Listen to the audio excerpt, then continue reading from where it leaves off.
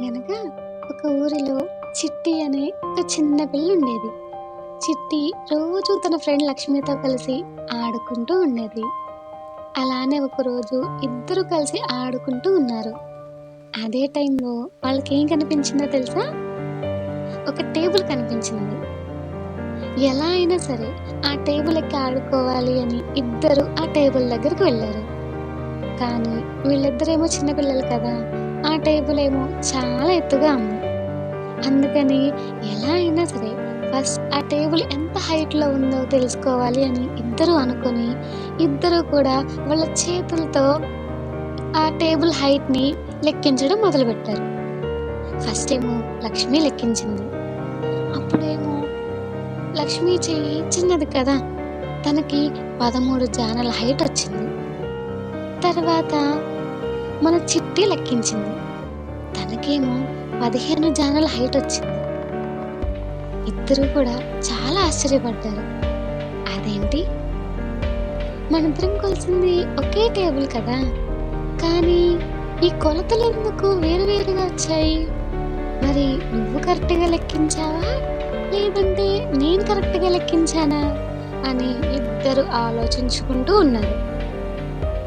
అప్పుడే చిట్టి వాళ్ళ నాన్న వాళ్ళ దగ్గరకొచ్చి, "ఏమైంది పిల్లలు? ఎందుకు ఆడుకోకుండా కూర్చున్నారు?" అని అడిగాడు. అప్పుడు చిట్టి జరిగిందంతా కూడా వాళ్ళ నాన్నకు చెప్పేసింది. ఇదంతా విన్న చిట్టి వాళ్ళ నాన్న చిన్నగా నవ్వుతూ, "ఒక్కసారి మీ చేతుల సైజు చూడండి. ఇద్దరివి వేరు వేరుగా ఉన్నాయి కదా! అందుకే ఇలా జరిగింది. అందుకే ప్రపంచమంతా ఒకేలా ఉపయోగించే ఎస్ఐ యూనిట్స్ ఉన్నాయి. ఇప్పుడు మనం ఈ ఎస్ఐ యూనిట్స్ ఉపయోగించి ఈ టేబుల్ ఎంత హైట్ ఉంది అనేది తెలుసుకుందాం. ఓకేనా?" అని లోపలికి వెళ్ళి ఒక టేప్ తీసుకొనొచ్చి, అలాగే ఒక 1 రూపీ కాయిన్ కూడా తీసుకొని, ఇప్పుడు ఈ రూపాయి కాయిన్ యొక్క మందం ఎంతుంది అనేది మనం చూద్దాం అని లక్ష్మిని, చిట్టిని ఇద్దరిని దగ్గరకు పిలిచాడు. అప్పుడు చిట్టి వాళ్ళ నాన్న ఆ టేప్ సహాయంతో ఆ నాణెం 2 మిల్లీమీటర్లు ఉంది అని కొలిచాడు. అప్పుడు చిట్టి వాళ్ళ నాన్న దానిని వాళ్ళకి చూపించి, "చూడండి పిల్లలు, ఇలా చాలా చిన్నగా వస్తువులను మిల్లీమీటర్లలో కొలుస్తారు.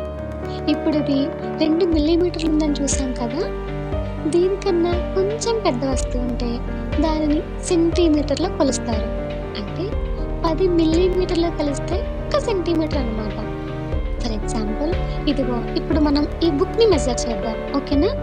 అని ఆ టేప్ ఉపయోగించి ఆ బుక్‌ని మెజర్ చేసినప్పుడు ఆ బుక్ హైట్ 10 సెంటీమీటర్లు వచ్చింది. దానిని చిట్టి వాళ్ళకి చూపించి, "ఇప్పుడు దీనికన్నా పెద్ద వస్తువులు మెజర్ చేయాలి అనుకో, అప్పుడు మనం మీటర్లలో మెజర్ చేస్తాం. 100 సెంటీమీటర్లు కలిస్తే 1 మీటర్ అవుతుంది. పిల్లలు, ఇప్పుడు మీరు అనుకున్నట్టుగానే ఈ మీటర్ సహాయంతో ఈ టేబుల్ హైట్ మెజర్ చేద్దాం రండి" అని ఆ టేప్ సహాయంతో ఆ టేబుల్ మెజర్ చేస్తే ఆ టేబుల్ హైట్ 3 మీటర్లు వచ్చింది. ఇప్పుడు దానిని వాళ్ళకి చూపించి, "చూసారా ఎంత తేడా ఉందో? అందుకే ఇప్పటి నుంచి చేతులతో కాదు, టేపుతోనే కొలవాలి. అర్థమైందా పిల్లలు?" అని చక్కగా వివరించి చెప్తాడు. అప్పుడు చిట్టి ఆనందంగా తలవూపుతూ, "ఓహ్! ఇప్పుడు నాకు బాగా అర్థమైంది నాన్న.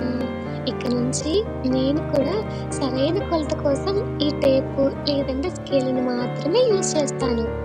కానీ నాన్న, నాకు కూడా ఈ టేప్ సహాయంతో ఎలా మెజర్ చేయాలో చూపించవా? ఇక్కడేమో చాలా లైన్స్ ఉన్నాయి కదా! కొన్ని చిన్న లైన్స్ ఉన్నాయి, కొన్నేమో పెద్ద లైన్స్ ఉన్నాయి. వాటిని నాకు నేర్పించవా ఎలా కొలవాలి అనేసి" అని క్యూట్‌గా అడుగుతుంది. అప్పుడు చిట్టి వాళ్ళ నాన్న ఇద్దరిని దగ్గరికి పిలిచి, "చూడండి పిల్లలు, ఈ టేప్ మీద చిన్న చిన్న గీతలు కనిపిస్తున్నాయా? వీటినే మిల్లీమీటర్లు అంటారు. అంటే ఫర్ ఎగ్జాంపుల్, ఇప్పుడు మనం నాణెం థిక్‌నెస్ కొలవడానికి ఉపయోగించామా? వీటికి, లేదు అంటే పేపర్ థిక్‌నెస్ కోసం ఇలా చిన్న చిన్న వస్తువులు మెజర్ చేయడానికి ఈ మిల్లీమీటర్లు యూజ్ చేస్తాము. అదే ఇలాంటి 10 మిల్లీమీటర్లు కలిస్తే ఏమవుతుంది? ఇందాక చెప్పాను కదా, గుర్తుందా? యెస్, 10 మిల్లీమీటర్లు కలిస్తే 1 సెంటీమీటర్ అవుతుంది. అదే చూడండి, ఈ మిల్లీమీటర్ల కన్నా కొంచెం పెద్ద లైన్ ఉంది కదా! యెస్, అదే సెంటీమీటర్. ఈ సెంటీమీటర్‌ని దేనికి యూజ్ చేస్తాం? యెస్.